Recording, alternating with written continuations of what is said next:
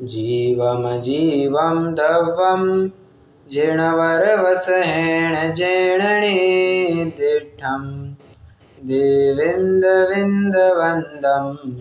वन्दे तं सर्वदा शिरसा।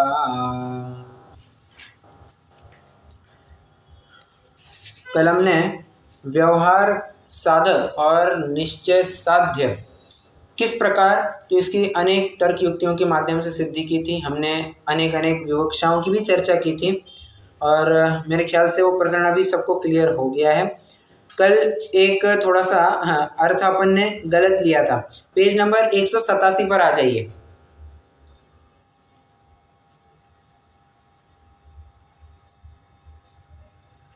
आ गए? मोक्ष मार्ग प्रकाश, अपना मोक्ष मार्ग प्रकाश कह रहा हूँ, द्रव्य संग्रह। ओके, वहां पर अपन ने देखा था इस कारण अभेद नय से अनेक द्रव्यमय एक पान के समान। वहां पान का अपन ने अर्थ पान खाने वाला पान जो होता है ना, वो वाला लिया था। नहीं, वो वाला अर्थ लेना है तो वो भी ले सकते हैं, बट और अच्छा या बेहतर अर्थ क्या होगा सुनिए।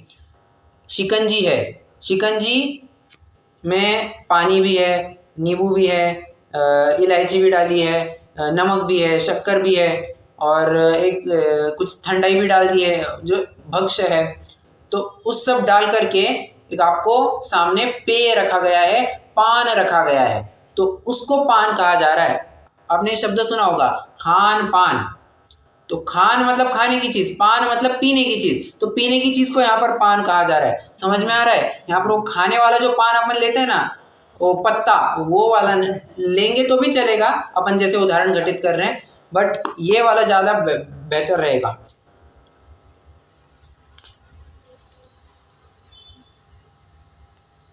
सबको क्लियर है?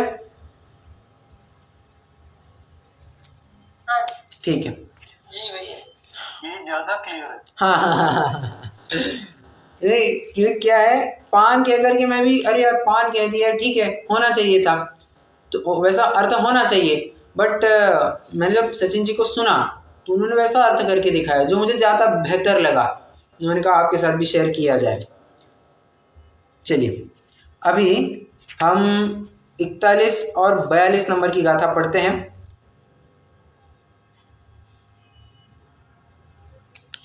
अब यहाँ पर सम्यक दर्शन का स्वरूप चलेगा, पढ़िए। जीवादि सद्धरणं सम्मत्तं रूवमप्पणोतं तु दुर्भिनिवेश विमुक्तं नाणं सम्मं कुहोदि सदीजम्मि। क्या कहा है? जीवादि सद्धरणं सम्मत्तं, सम्यक तो किसका नाम?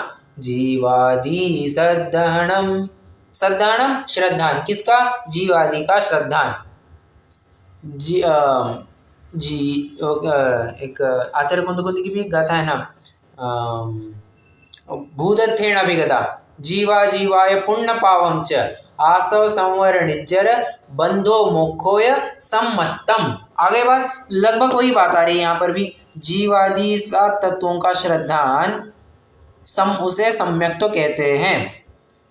रूवमप्पणो तमतु, वह रूव मतलब होता है रूप, और रूप मतलब यहाँ पर लेना है स्वरूप। तो कहते हैं ऐसा सम्यक तो वह आत्मा का स्वरूप है। क्या कहा? वह सम्यक तो आत्मा का स्वरूप जानना। ठीक है, कैसा है वो स्वरूप? मतलब उसकी कुछ और भी बातें बताइए। तो कहते हैं दुर्भिनिवेश विमुक्तम, कहते हैं विपरीत अभिनिवेश से रहित। सॉरी उसके एक्सट्रीमली सॉरी, मैंने कहा सम्यक्तों के बाद क्या? तो कहते हैं विपरीत अभिनिवेश रहित ज्ञान होता है। मतलब यहाँ पर सम्यक दर्शन के साथ साथ सम्यक ज्ञान की भी बात जोड़ ली। फिर से अपन एक बार अर्थ ढंग से करते हैं। पहले सम्यक्तों की बात कही, फिर बाद में नाणम सम्मम कहा, सम्यक ज्ञान की बात की। तो कहते हैं सात तत्वों का श्रद्धान, सो सम्यक दर्शन, वो आत्मा का स्वरूप जानना, और ज्ञान तो कहते हैं विपरीत अभिनिवेश से रहित, उसे सम्यक ज्ञान जानना। ठीक है, जो अपन छड़ारम पढ़ते हैं ना, ऐसी कोई सिमिलर पंक्ति आती है आपको ख्याल में? अरे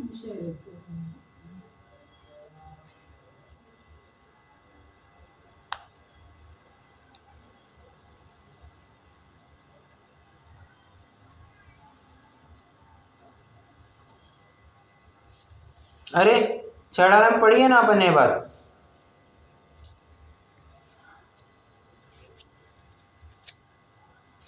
कोई पंक्ति बताए, अरे बड़ी आसान है।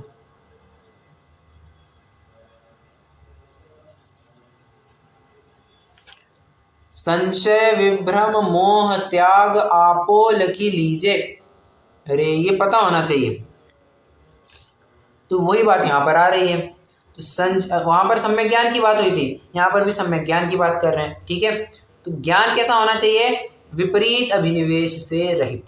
ठीक है, संशय विपर्यास अनध्यवसाय से रहित, छड़ाला की भाषा में बात करें तो।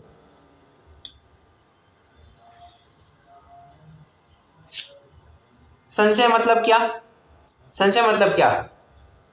परस्पर विरुद्ध कोटि के वस्तुओं को स्पर्श करने वाले ज्ञान को संशय कहते हैं।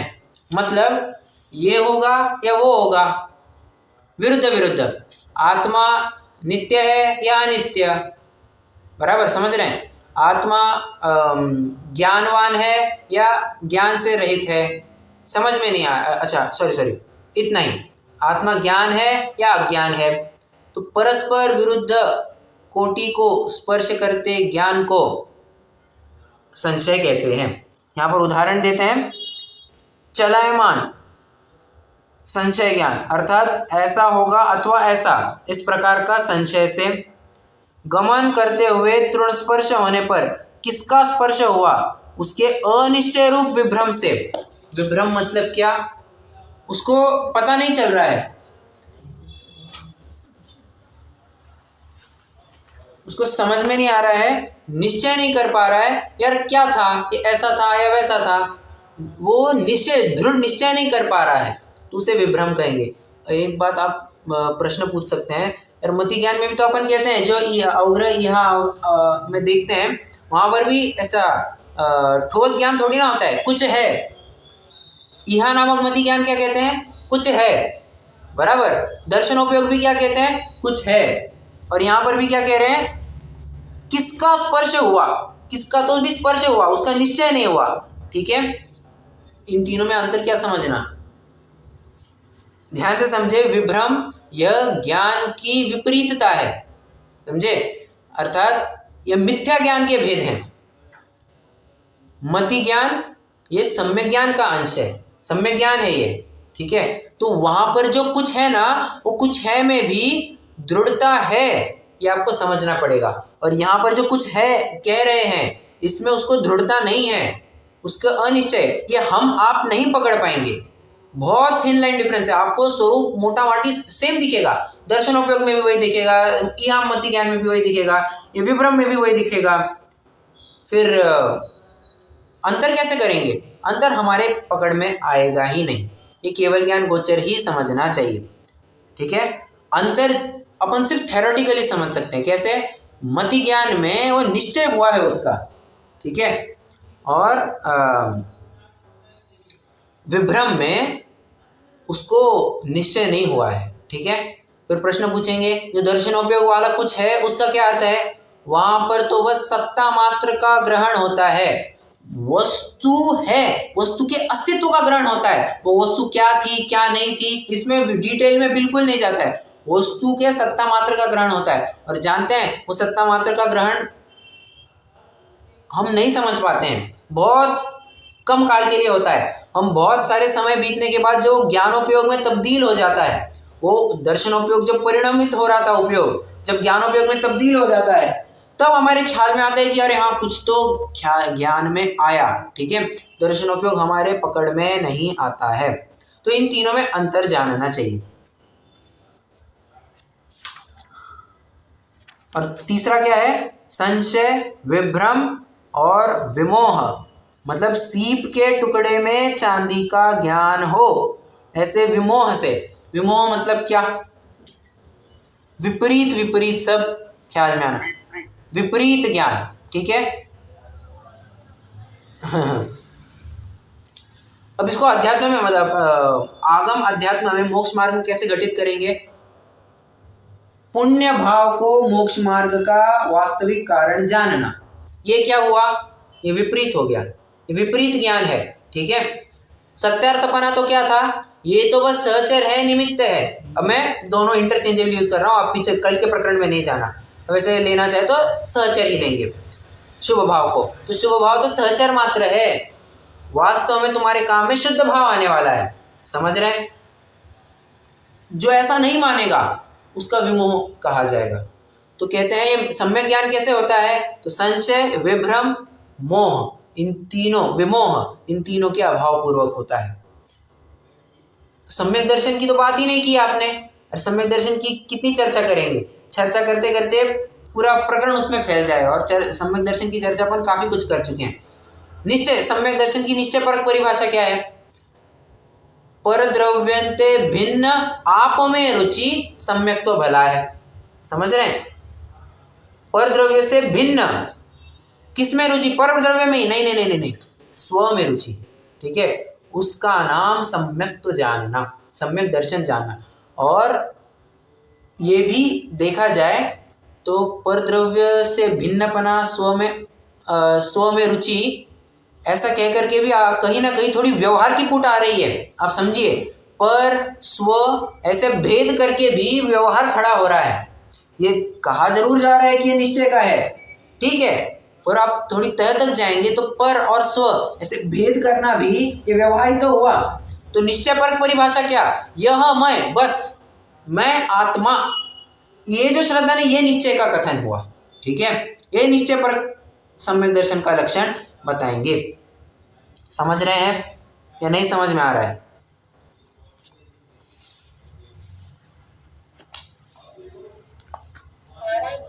ओके,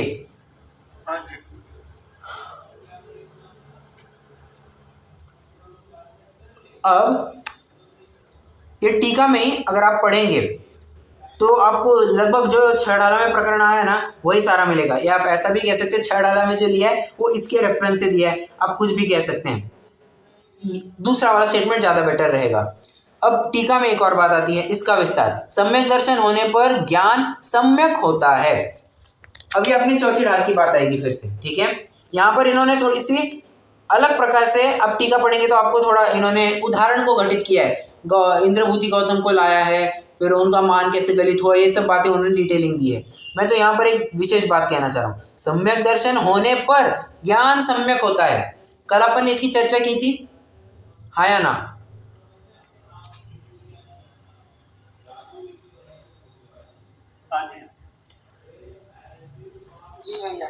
वहां पर क्या देखा था अपन ने? देखा था कि छह डाले के दो आधार देखे थे। सम्यक साथे ज्ञान हो भिन्न आराधो, लक्षण श्रद्धा जान दुहो में भेद हो, तो ठीक है। और सम्यक कारण जान ज्ञान कारज है सोई, युगपत होते हु प्रकाश दीपक तय होई। ये चौथी ढाल की छंद है। वहां पर दो अपन को थोड़े कॉन्ट्राडिक्टरी स्टेटमेंट लगे मिले थे। क्या? सम्यक साथे ज्ञान, एक तो कथन कह रहे कि युगपत होता है, और एक तो कह रहे सम्यक कारण जान ज्ञान कारज है सोई, मतलब सम्यक दर्शन कारण हुआ, सम्यक ज्ञान कार्य हुआ। और यहाँ पर भी वैसी कुछ बात कह रहे हैं, सम्यक दर्शन होने पर ज्ञान सम्यक होता है। तो कल अपन ने इसमें से अर्थ कैसे, अपेक्षा कैसे समझी थी? जहां पर आपको मिलेगा कि सम्यक दर्शन कारण, सम्यक ज्ञान कार्य, तो क्या समझना? क्या मैंने कल एक टेक्निकल शब्द का प्रयोग किया था, ठीक है, और भी बेटर कारण, उत्पादक और व्यापक कारण। करेक्ट। तो जब अपन सम्यक दर्शन को कारण, सम्यक ज्ञान को कार्य कहेंगे तो वहां कारण मतलब क्या लेना?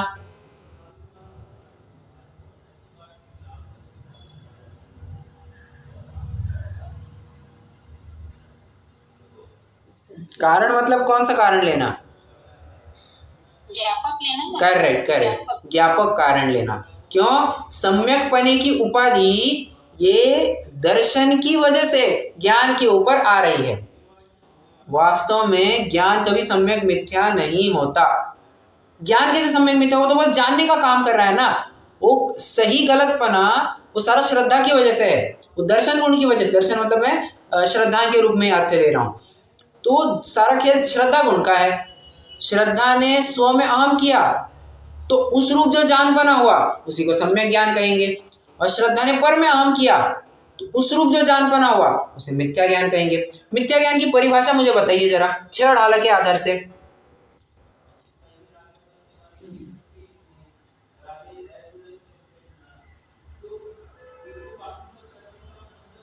दूसरी ढाल, चलिए मैं रेफरेंस भी बता देता हूं। वो ये आत्म अनात्म के ज्ञान की। नहीं, वो आप आगे चले गए, वो ग्रहित मिथ्या चारित्र हो गया।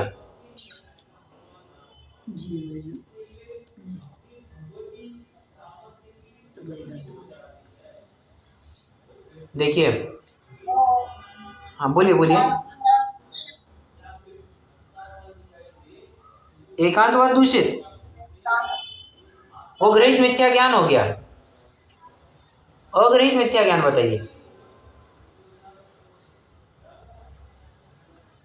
या ही प्रतीति जित कछुक ज्ञान सो दुखदायक अज्ञान जान। कैसा किस प्रकार की या ही प्रतीति जित, उसके साथ साथ जो ज्ञान होता है, किस प्रकार की प्रतीति? अरे जो आप ऊपर में 7 तत्वों की भूल संबंधी विपरीत श्रद्धा की बात करके आ गए, उस रूप जो ज्ञान हुआ वो मिथ्या ज्ञान। मतलब मिथ्या ज्ञान की कोई अलग से परिभाषा नहीं बनती है, समझना। श्रद्धान जैसे होगा, मतलब श्रद्धान मिथ्या है तो ज्ञान उस प्रकार का ज्ञान, फिर ये मिथ्या ज्ञान कहलाएगा। सम्यक ज्ञान भी क्या है? स्व में अहम पना, तो उस रूप जो ज्ञान बनाओ वो सम्यक ज्ञान कहलाएगा। सम्यक ज्ञान की अलग से परिभाषा नहीं होती है। तो इस अपेक्षा से कहते हैं कि सम्यक दर्शन कारण, सम्यक ज्ञान कार्य। और जहां पर यह प्रकरण मिलेगा कि युगपत होते हु प्रकाश दीपक तय होई, तो जिस प्रकार दीपक और प्रकाश ये दोनों एक साथ पाए जाते हैं, ऐसा है क्या कि पहले दीपक जलेगा और फिर बाद में प्रकाश होगा? नहीं नहीं नहीं, जिस समय में दीपक प्रज्वलित किया है उसी समय में उजाला भी आया है। तो कहते हैं सम्यक दर्शन और सम्यक ज्ञान ये दोनों भी युगपत होते हैं, कोई आगे पीछे नहीं होते हैं। क्यों? कारण कार्यपना साथ साथ भी तो हो सकता है। जो कल अपन उदाहरण देख रहे थे एक और, पिता पुत्र की पहले, पिता पहले या पुत्र पहले, तो दोनों साथ में है, तो कारण कार्यपना साथ में भी हो सकता है, ये बताना चाह रहे हैं। ये सम्यक दर्शन सम्यक ज्ञान में कारण कार्यपना साथ में भी हो सकता है। ठीक है, तो कल के प्रकरण को मैंने थोड़ा और भी रिवाइज कर दिया। ये अपने सम्यक दर्शन और सम्यक ज्ञान की चर्चा हो गई है। अब इसमें आपको एक होमवर्क है। होमवर्क वैसे थोड़ा बड़ा भी है, बट मैं ज़रूर चाहूँगा ये आप करेंगे, क्योंकि ये जो टीका है, इस टीका में से आपको एक 5 से 8 नंबर का क्वेश्चन ज़रूर मिल सकता है। कैसे?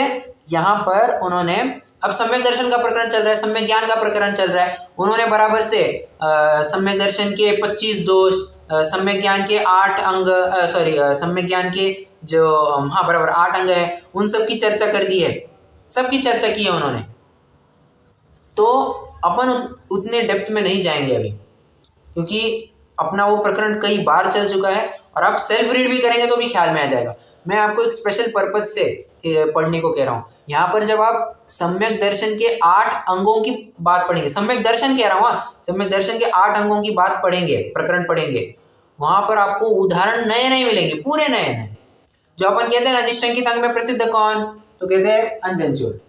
निकांक्षित में प्रसिद्ध कौन? तो कहते हैं अनंतमती। रेवती रानी। निर्विचिकित्सा में कौन? उद्यान राजा। इस प्रकार आदि आदि, जहाँ पर आपको टोटली अलग उदाहरण मिलेंगे। यहाँ पर सीता के उदाहरण मिलेंगे, भांति भांति के उदाहरण मिल जाएंगे आपको, विभीषण का उदाहरण मिलेगा। एक प्रकार से आपको पूरा रामायण रिवाइज हो जाएगा। और मैं आपको बताऊं, जब मैंने एग्जाम लिखी थी द्रव्य संग्रह की, वो उसी में से क्वेश्चन आया था, तो इसलिए मैंने आपको स्पेशली पढ़ने को कह रहा हूँ। ठीक है, टेक्निकल कुछ भी नहीं है, सेल्फ रीड अपने आप हो जाएगा।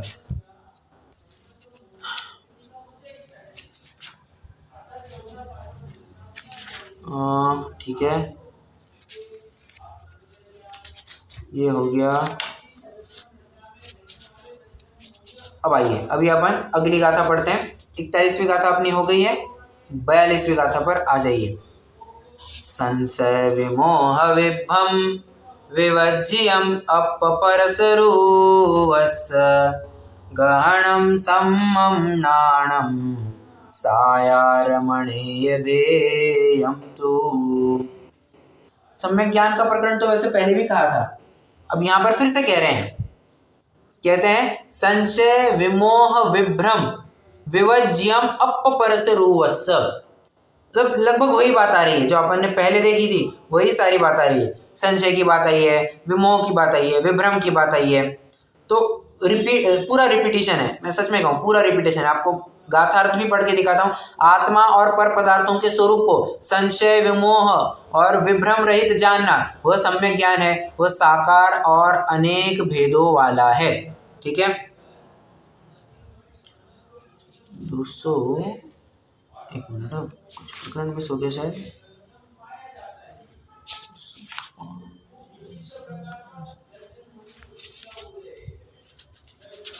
नहीं नहीं नहीं, मुझे लगा कुछ प्रकरण मिस हो गया क्या। ठीक,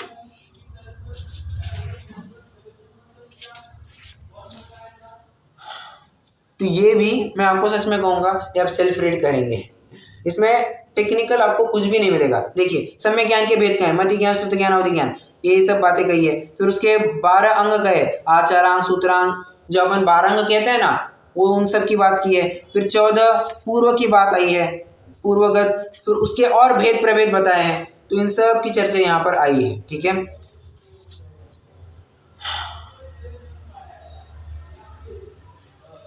इसमें मैं एक महत्वपूर्ण प्रकरण पढ़ करके दिखाऊंगा। ठीक है, 42वीं गाथा तो आप पढ़ेंगे ही, मतलब जहाँ जितना मैं नहीं पढ़ रहा हूँ वो आप स्वयं पढ़ सकते हैं। मैं थोड़ा आगे का पढ़ता हूँ, पेज नंबर 209 पर आ जाइए।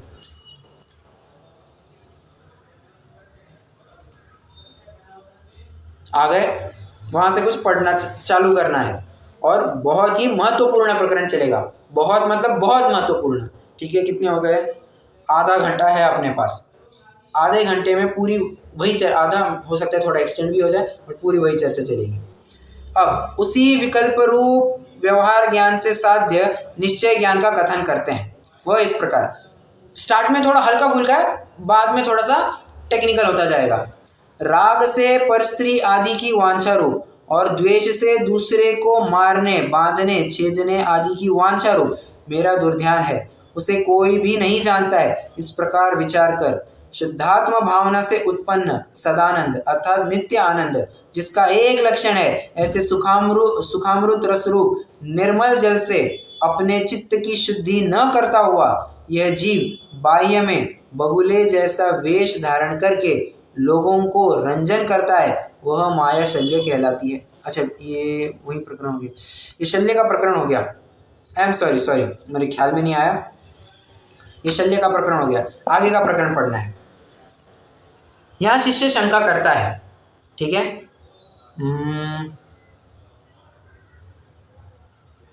चलिए पढ़िए। नहीं, मैं ये सोच रहा था पहले एक्सप्लेन करूं बाद में पढ़ूं, या पहले पढ़ते हैं बाद में एक्सप्लेन करता हूं। पहले थोड़ा पढ़ते हैं, आपको फिर मैं एक्सप्लेन करता हूं। यहाँ शिष्य शंका करता है, ध्यान से पढ़ना सुनना। उपरोक्त प्रकार से प्राभृत ग्रंथ में जो निर्विकल्प स्वसंवेदन ज्ञान कहा गया है वह घटित नहीं होता है। किस लिए घटित नहीं होता है, ऐसा कहा जाए तो कारण बतलाते हैं। जिस प्रकार जैन मत में सत्तावलोकन रूप चक्षु आदि दर्शन निर्विकल्प कहलाता है, उसी प्रकार बौद्ध मत में ज्ञान निर्विकल्प कहलाता है, परंतु वह निर्विकल्प होने पर भी वहाँ विकल्प को उत्पन्न करने वाला कहलाता है। जैन मत में तो ज्ञान विकल्प को उत्पन्न करने वाला ही नहीं है, परंतु स्वरूप से ही सविकल्प है, और उसी प्रकार स्वपर प्रकाशक है। शंका का परिहार। पहले शंका क्या थी मैं आपको सुनाता हूँ, सुनना, बहुत महत्वपूर्ण प्रकरण है। कहते हैं, पहले तो मैं आपको थोड़ा बैकग्राउंड बताऊं।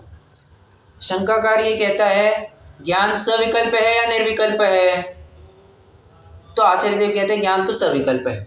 ठीक है, ज्ञान तो सविकल्प है। कैसे ज्ञान सविकल्प, कैसे?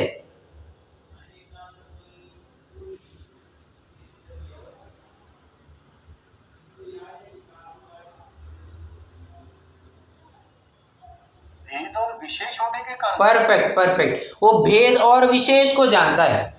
अभी अभी अपन ने थोड़े कुछ मिनट पहले दर्शनोपयोग और दर्शन जो सामान्य अवलोकन है उसकी भी थोड़ी बात की थी और ज्ञान की भी बात की थी, ठीक है। तो जो दर्शनोपयोग है वो क्या करता है, वस्तु के सत्ता मात्र का अवलोकन करता है। उसका नाम ही क्या दिया है अपन ने, सामान्य प्रतिभास, सामान्य अवलोकन। अब सामान्य कहिए, निराकार कहिए, निर्विकल्प कहिए, ठीक है। निर्विकल्प मतलब क्या, वो भेद नहीं जानता है। जिस तरह से ज्ञान जानता है कि ये दो वस्तुएं हैं, दर्शन वैसा नहीं जानता है। दर्शन तो बस वस्तु है पने को स्वीकार करता है, ठीक है। निराकार, वो आकार वाकार, आकार मतलब स्वरूप को नहीं जानता है। ये वस्तु सफेद है या काली है, कुछ भेद नहीं जानता है, वस्तु है बस उतना ही जानता है, ठीक है। तो सामान्य को जानता है, विशेष को नहीं जानता है। ये तो हो गई दर्शनोपयोग की बात। ज्ञानोपयोग, ये इसको सविकल्प प्रतिभास कहिए, साकार प्रतिभास कहिए, विशेष प्रतिभास कहिए। प्रतिभास के साथ अवलोकन भी, कुछ भी शब्द प्रयोग कर सकते हैं। तो यहाँ पर बात क्या है, ये सविकल्प है, ज्ञान सविकल्प है, दर्शन निर्विकल्प है। ये बैकग्राउंड में पूरा प्रकरण चल गया, ठीक है। शंकाकार ये शंका पूछता है कि और सॉरी उसके बाद में आचार्य देव एक बात कहते हैं कि जो सम्यक ज्ञान है ना, सम्यक ज्ञान वो कैसा है, स्वसंवेदन रूप है और निर्विकल्प है। अभी प्रकरण क्या पढ़ा, सुना, समझा हमने, ज्ञान सविकल्प है। यहाँ पर कह रहे हैं निर्विकल्प स्वसंवेदन ज्ञान वही निश्चय ज्ञान कहलाता है। अब यहाँ पर लिख रहे हैं निर्विकल्प, आप कह रहे हैं सविकल्प, कैसे तालमेल जमेगा। प्रश्न कितने जनों को समझ में आया, पहले ये बताइए। मैंने प्रश्न बहुत आसानी से समझाया है, ठीक है। अब उसको थोड़ा और मसाला ऐड करते हैं, जो शंकाकार ने भी ऐड किया हुआ है। वो कहते हैं जैन मत में तो ज्ञान एकांत रूप से सविकल्प बताया गया है, ठीक है।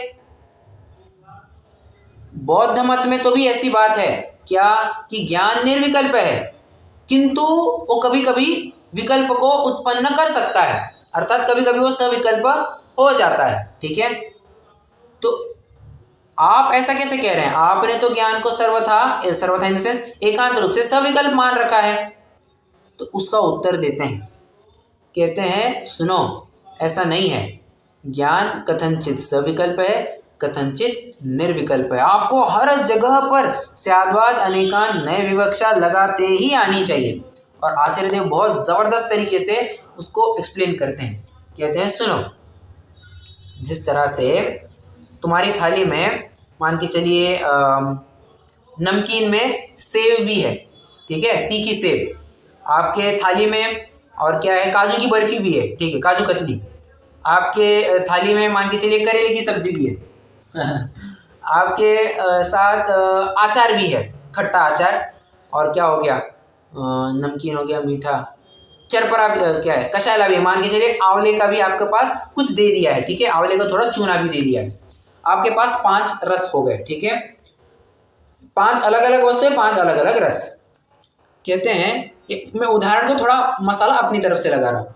कहते हैं ज्ञान तो ये जानेगा कि काजू की बर्फी है, काजू कतली है, ये तो मीठी है, करेला है, ये तो कड़वा है, जो आचार है, नींबू का आचार है, कैरी का आचार, जो कुछ भी है वो खट्टा है, जो आंवले का चूना दिया गया है वो थोड़ा चरपरा नहीं, कशायला कहा जाएगा, और जो कशायला और नमकीन है, ठीक है, तीखा रह गया, तीखा भी ले लीजिए, तीखा भी है कुछ और।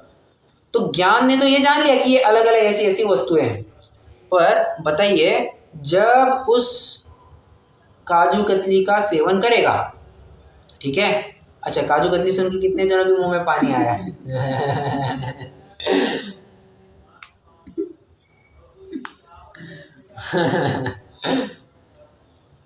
आ गया होगा तो समझ लें रात्रि भोजन का दोष लग गया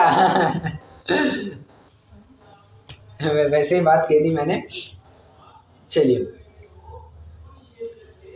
हाँ, तो मान लीजिए जो काजू कतली खा रहा है, तो खा रहा है उस समय में वह मीठा, बस इतना ही ज्ञान करेगा। ये तीखा नहीं है, ये चरपरा नहीं है, ये कषायला नहीं है, ये नमकीन नहीं है, इस प्रकार से वो भेद नहीं करता है। ठीक है, वो जो विषय सामने है उसको तो बस उस रूप ही जानता है, फिर वो विचार नहीं करता है कि बाकी के कौन से स्वाद है। ठीक है, उसी तरह जब वो स्व संवेदन करता है तब बस उसे का आत्मा का ज्ञान होता है। उस समय में बाकी के विकल्प थोड़ी ना होते हैं, भेदपना थोड़ी ना होता है, वहां पर तो एक आत्मा का अनुभव है, और एक आत्मा का अनुभव को आप निर्विकल्प कहो। सब में क्या, अच्छा यहाँ पर निर्विकल्पना चारित्रापेक्षा मत लेना, यहाँ पर ज्ञान को ही किसी अपेक्षा सविकल्प भी कह रहे हैं, ज्ञान को ही किसी अपेक्षा निर्विकल्प भी कह रहे हैं, समझ रहे हैं।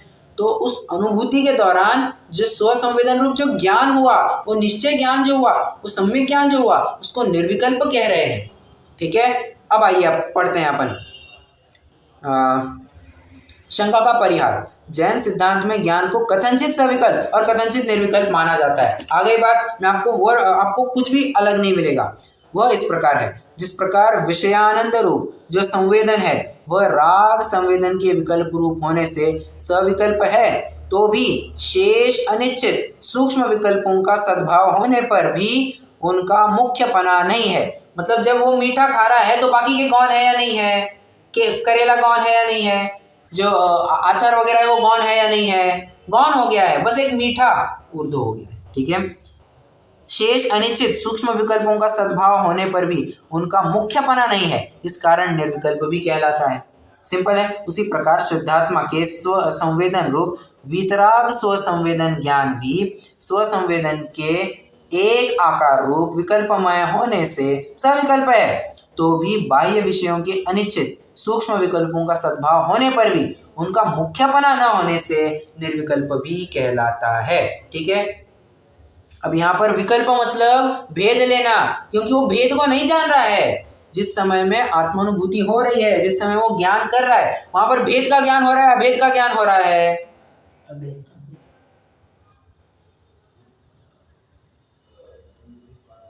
यहाँ पे यही हो रहा है कि एक को मुख्य कर दिया है तो वो निर्मल का रूप में ले रहा है, ऐसा कह रहे ना? क्या आउट ऑफ ऑल उसका ही स्वाद ले रहा है, बाकी को गौण कर दिया। करेक्ट, ये वो निर्विकल्प एग्जैक्टली करेक्ट। वहां पर एक ही का स्वाद है, बस उस आत्मा का एक रसास्वादन हो रहा है, या आप मैं अभी क्या कह रहा था, अभेद का ही बस एक ज्ञान हो रहा है। तो जो जानपना है वो अभेद का होने से, अभेद का जानपना कहा तो निर्विकल्प ही कहेंगे ना, उसे विशेष थोड़ी ना जान रहा है, सामान्य रूप से जान रहा है। अपन ने कल देखा था ना, सामान्य, अभेद, नित्य, एक, वो इस प्रकार से जान रहा है आत्मा को, वो उसके विशेष में नहीं जा रहा है, उसको अनित्य नहीं जान रहा है, अभेद नहीं, भेद रूप नहीं जान रहा है, और ना ही विशेष रूप जान रहा है, कुछ नहीं कर रहा है, वो अनेक रूप भी नहीं जान रहा है, तो निर्विकल्प कहलाएगा। ठीक है, एक प्रकार से जो अपन कहते हैं ना, एकाग्र चिंता निरोधो, हाँ बराबर, एकाग्र चिंता निरोधो ध्यानम, एक को अग्र करके बाकी को गौण करना, वो जो ध्यान की प्रक्रिया है, लगभग वही तो बात कह रहे हैं यहाँ पर। तो यहाँ पर एक आत्मा को मुख्य किया है, बाकी, अच्छा बाकी के विषय विद्यमान है या नहीं है, थाली जब काजू कतली खा रहा है बाकी के विषय थाली में है या नहीं है,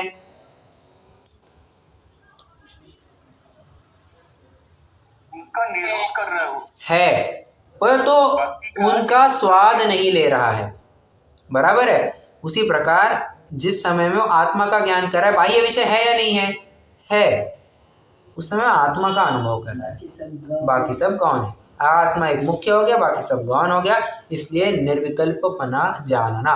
ठीक है, ये बहुत बहुत बहुत बहुत महत्वपूर्ण था, इसके ऊपर एक एग्जाम का क्वेश्चन एक बनता है। ठीक है, तो आप इसको एक्सट्रीमली इंपॉर्टेंट मान करेंगे, और सिर्फ एग्जाम पर्सपेक्टिव से ही नहीं, आपको ये जिनागम में बहुत अटपटी विवक्षा मिलेगी। ज्ञान को निर्विकल्प कैसे कहा, ज्ञान को निर्विकल्प कैसे कहा, बहुत बड़ा झमेला है और समझ नहीं पाते हैं लोग।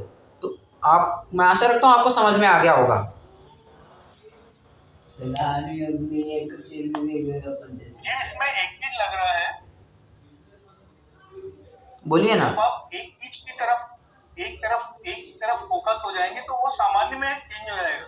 हाँ बराबर। भेद रूप है, लेकिन जब आप एक की तरफ हैं वो सामान्य कहलाएगा। बराबर और इसलिए वो निर्विकल्प में ले रहे हैं। बराबर, वही तो बात कही मैंने। टेस्ट आपके पास सारे हैं, एक को ऊर्ध्व किया, बाकी सब गौण कर दिया। करेक्ट। वो जो एक भेद रूप है वो हो गया है अभेद रूप। बराबर। क्योंकि अपन पूरे उसी तरफ हो। करेक्ट करेक्ट, बिल्कुल सही बात है। तो हाँ तो फिर केवल ज्ञानी को 13वें गुणस्थान वाले अरिहंत भगवान को ज्ञान सविकल्प है कि निर्विकल्प है? आप ही अब विचार करके बताइए।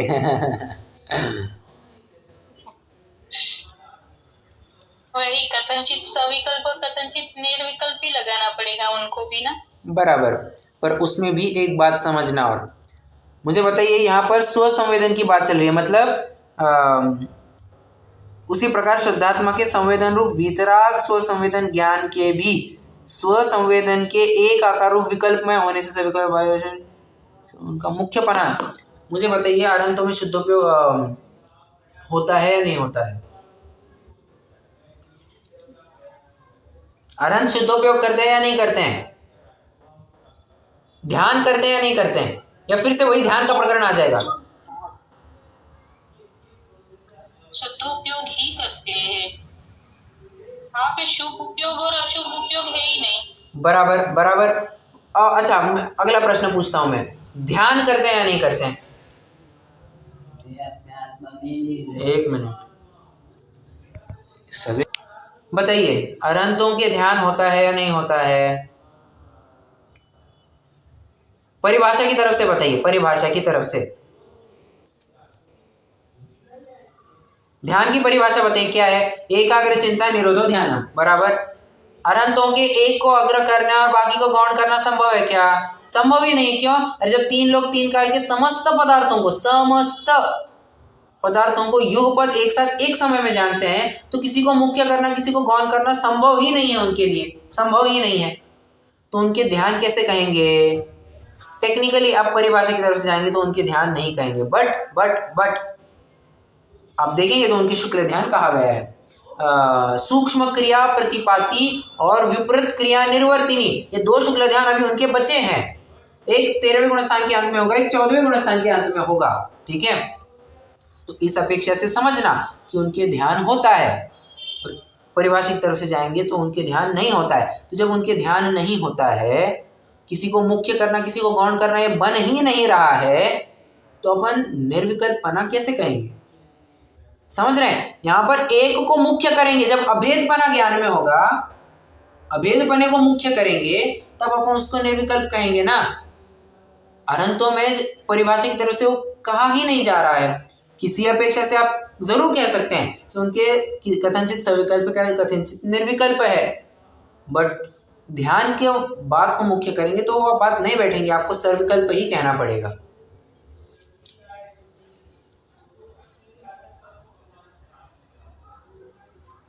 और आत्मा की अपेक्षा वो अपने आत्मा को मुख्य करके सब जान रहे हैं, तो वो अपेक्षा हम निर्विकल्प कह सकते हैं ना कथनचित ऐसे। मैं वही कह रहा हूँ, यहाँ पर मुख्य गौण की व्यवस्था ही नहीं है।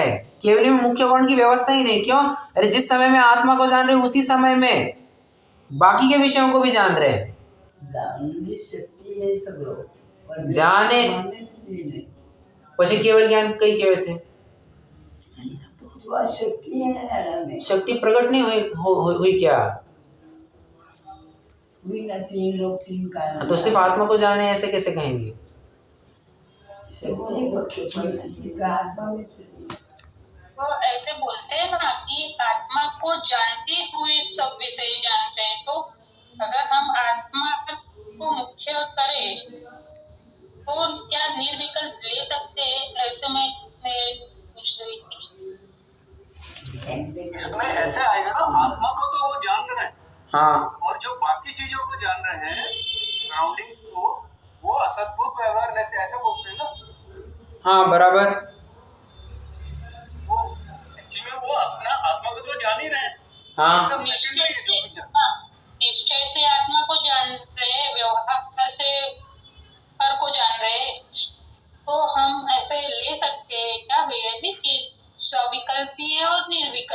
हाँ, तो मैं कह ही रहा हूँ ना, किसी अपेक्षा आप उनको निर्विकल्प, उनके ज्ञान को निर्विकल्प कह सकते हैं, बट मैं फिर से वही बात कहना चाह रहा हूँ कि उनके निर्विकल्पपना कहने में भी थोड़ी सी मुझे आपत्ति लगती है। कहने को आप कह सकते हैं, जैसे अपन ने अभी घटित किया ना, वैसे उन पर भी घटित कर सकते हैं, बट मैं फिर से वही बात कह रहा हूँ, जब उनके मुख्यपना अपन घटित ही नहीं कर पा रहे हैं। एक अच्छा केवल ज्ञानी अपनी आत्मा को मुख्य करते हैं, 3 लोग को गौण करते हैं, ऐसा कहेंगे क्या?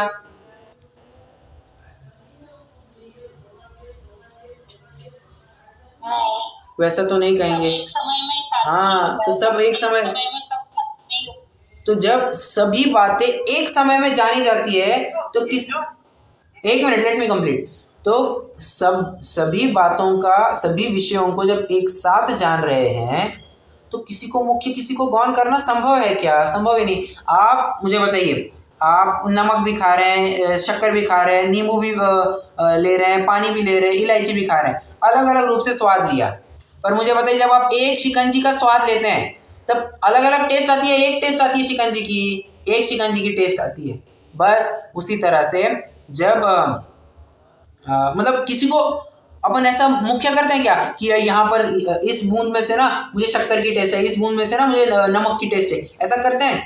ऐसा नहीं होता है। तो जब समस्त विषयों को एक साथ जानने की बात आती है तो वहाँ पर मुख्य गौण की व्यवस्था नहीं बैठती है, और मुख्य गौण की व्यवस्था नहीं बैठ रही है। एक मिनट, तो वहाँ पर निर्विकल्पना कहना इतना युक्ति संगत नहीं है। घटित करना चाहे तो आप कर सकते हैं, कोई बड़ी बात नहीं। और सिद्ध भगवान को सेम जैसा अपन केवलियों का जैसा अपन केवली अनंतों का कह रहे वैसे सिद्धों का भी कहेंगे। उनको ध्यान नहीं है, हाँ, तो भी हम सविकल्प भी कहेंगे उनको भी। बराबर। यानी ज्ञान का स्वभाव ही सविकल्प बोला। हाँ, अरे वही तो बात कह रहे हैं, ज्ञान का स्वभाव ही सविकल्प कहा है। वो जो निर्विकल्पना कहा है ना, वो एक विशिष्ट अपेक्षा को ध्यान में रखते हुए कहा है। समझ रहे हैं? डॉक्टर साहब आप कुछ कह रहे थे। हाँ।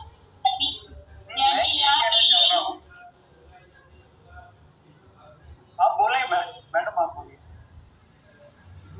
नहीं आप बोलिए। अरे आप हाँ, जब आप ये बोल रहे हैं हाँ, कि एक को जब लेंगे, हाँ, मतलब एक को जब आप मुख्य कर रहे हैं, हाँ, बाकी सब मतलब अदर जो चीजें हैं उनको आप गौण कर रहे हैं, बराबर। इसको आपने जो है अपनी स्वयं की आत्मा को जब अत्यंत भगवान हाँ, ले रहे हैं तो वो तो निर्विकल्प उसमें जाएगा ना, निर्विकल्प में, अभेद में।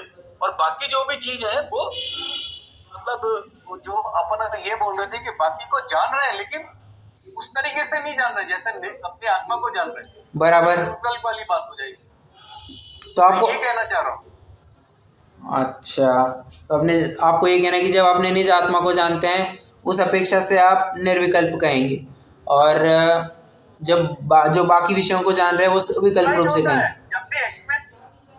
हाँ, यही तो अप्लाई करते हैं अपन हर चीज में। ये जब क्वेश्चन आता है ना कि लोग को कैसे जान रहे हैं, एक मिनट, तो अपन यही बोलते हैं वो जानते हैं अपनी आत्मा को, बाकी सब मतलब फॉर्मेलिटी में जानते हैं। वहां से हाँ, हाँ,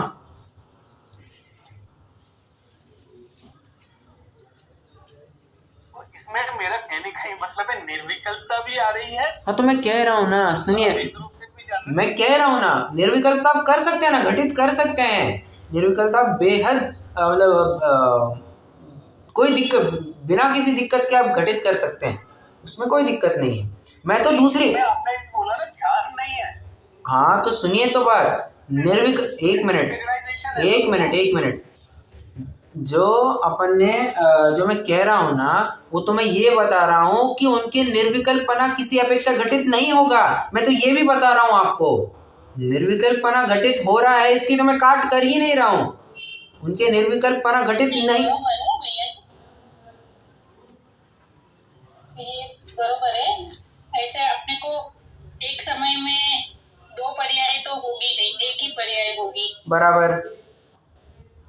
तो उस हिसाब से लेंगे तो सविकल्प में ही डालेंगे। बराबर बराबर। और ये जो बौद्ध मत में ये बोला है हाँ कि ऐसा लिखा है ना कि निर्विकल्प होने पर भी विकल्प को उत्पन्न करने वाला कहते हैं। हाँ वो इसमें ये लिखा है ना, बराबर बराबर। सत्तावलोकन, चक्षु आदि दर्शन निर्विकल्प कहलाता है। तो उसका क्या मत है? एक मिनट, उसका क्या ये है? आप कहाँ पढ़ रहे हैं? अच्छा हाँ, आ गया।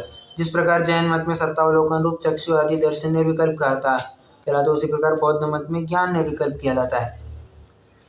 अरे जो दर्शनोपयोग है ना, दर्शनोपयोग कैसा है? निर्विकल्प है, मतलब निराकार प्रतिभास, विशेष को ग्रहण नहीं कर, विशेषपना नहीं जानता है। तो कहते हैं बौद्ध मत ज्ञान का उस प्रकार से स्वरूप मानता है, जो अपन दर्शन का स्वरूप मानते हैं वे ज्ञान का उस प्रकार से स्वरूप मानते हैं।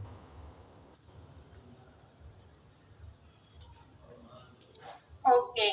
और ऐसे इसलिए वो ऐसे बोल रहे हैं कि ज्ञान निर्विकल्प है, और जब भी वो विकल्प आता है तो वो ज्ञान से ही उत्पन्न हुआ है, ऐसे बरोबर है? नहीं, क्या कहा फिर से एक बार? वही बौद्ध मत इसके अपने जैसे दर्शन उपयोग को मानते हैं, इसलिए वो ज्ञान से ही विकल्प उत्पन्न हो रहा है, ऐसे मानते हैं ना? नहीं, एक मिनट, फिर से। जो अपन ने दर्शनोपयोग का स्वरूप माना है ना, वैसा ही स्वरूप वे ज्ञानोपयोग का मानते हैं बौद्ध मत वाले, ठीक है। पर कहते हैं निर्विकल्प होते हुए भी कभी कभी विकल्प को उत्पन्न कर लेता है, इस प्रकार से वे बात कर रहे हैं। मतलब कहते हैं बौद्ध मत में भी ऐसी कुछ बात आती, कभी कभी या हर वक्त? कभी कभी।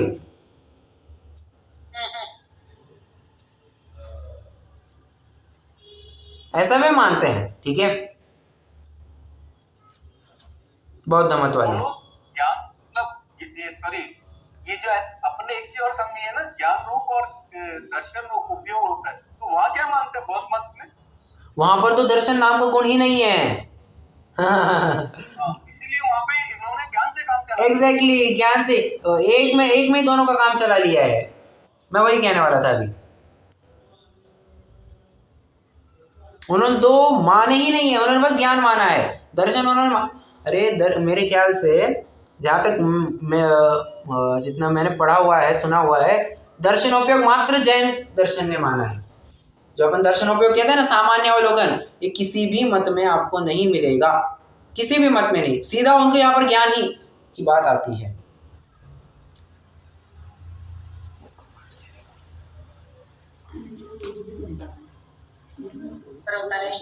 ठीक है, हाँ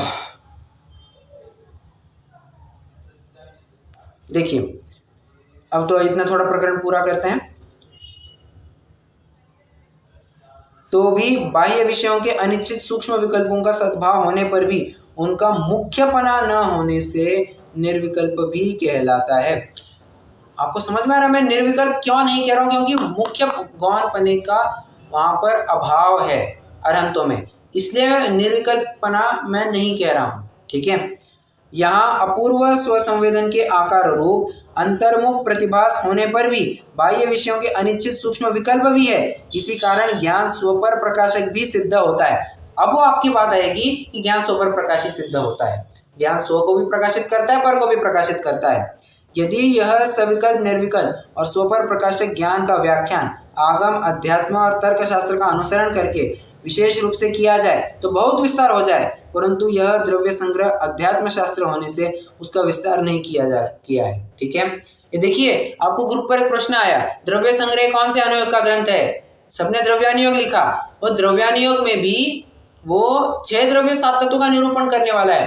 यहाँ पर उन्होंने लिखा ये अध्यात्म शास्त्र है, तो कौन सा समझना? अरे दोनों भी है, 6 द्रव्य 7 तत्वों का भी निरूपण आया है और अध्यात्म का तो प्रकरण चल ही रहा है, ठीक है, तो दोनों भी है ये। इस प्रकार रत्नत्रय नहीं कह रहे, रत्नत्रयात्मक मोक्ष मार्ग जो अवयवी है उसके दूसरे अवयव रूप ज्ञान के व्याख्यान द्वारा गाथा समाप्त हुई, ठीक है। मतलब पहले हमने सम्यक दर्शन की चर्चा की, सम्यक ज्ञान की चर्चा की, अब इसके बाद और थोड़ा सा टेक्निकल टॉपिक चलेगा। जानते हैं, मैं आपको एक थोड़ी सी भूमिका बना के दे देता हूँ। ये 43वीं गाथा, 44वीं गाथा, ये जो प्रकरण आएगा यहाँ पर जानते हैं क्या लिखा मिलेगा? यहाँ पर लिखा मिलेगा कि दर्शन है स्वप्रकाशी, ज्ञान है परप्रकाशी। अभी अभी अपन ने पढ़ा ज्ञान है स्वपर प्रकाशी। आने वाली गाथाओं में लिखेंगे दर्शन उपयोग है स्वप्रकाशी, ज्ञान उपयोग है परप्रकाशी। बस मैं इसके ऊपर अभी कुछ भी एक्सप्लेन नहीं करूंगा, आपके बस मैंने बीज डाल के रखा है और फूड फॉर थॉट, विचार कीजिए ऐसा कैसे कहा होगा। ठीक है, आपकी इच्छा, आपकी जिज्ञासा, मैं मानता हूं कि जिज्ञासा बहुत होगी, आप पढ़ करके भी निकालेंगे। ठीक है, बट हाँ, इसके पहले का प्रकरण जो अभी मैंने आपको कहा होमवर्क, ये जरूर पढ़ करके आएंगे। ठीक है, आपने अभी ये बोला ना द्रव्यालोक का शास्त्र है, द्रव्य संग्रह। हाँ एक्चुअली में द्रव्यान योग में ये दो में डिवाइड किया है ना, आगम और अध्यात्म। बराबर। द्रव्यान योग इज डिवाइडेड इनटू टू। बराबर। अध्यात्म में आगम, हाँ। आगम को दो में डिवाइड किया और अध्यात्म को भी दो में डिवाइड किया। कैसे?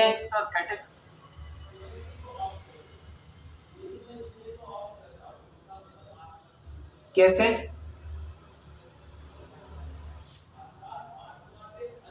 दो और कैसे डिवाइड किए?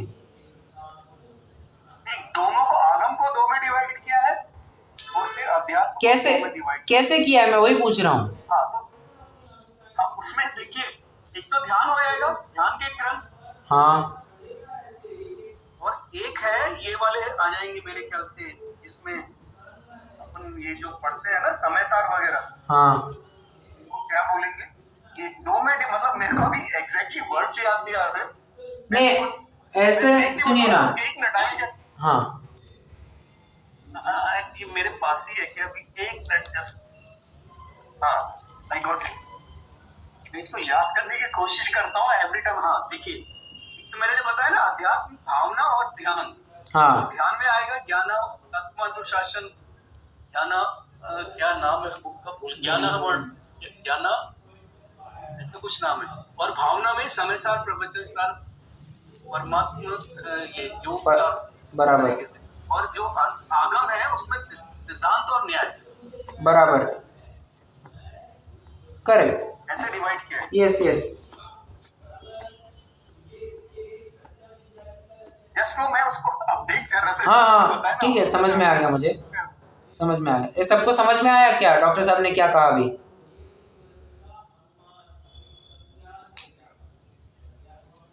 उन्होंने कहा द्रव्यान योग के दो भेद, आगम और अध्यात्म, आगम के भी दो भेद, सिद्धांत और न्याय, अध्यात्म के दो भेद, भावना और ध्यान। इस प्रकार से ग्रंथ बनते हैं। तो आप सरल शब्दों में कहना चाहे तो द्रव्यान योग का ग्रंथ है, क्योंकि इसमें लगभग समग्र विषय वस्तु आ ही गई है। ठीक है, चलिए, कोई प्रश्न किसी को?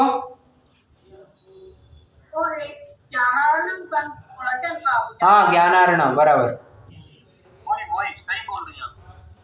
तत्वानुशासन, ज्ञानार्णव, ज्ञानार्णव, करेक्ट। और एक है ध्यान, और भी एक है, तीन शास्त्र के नाम लिख।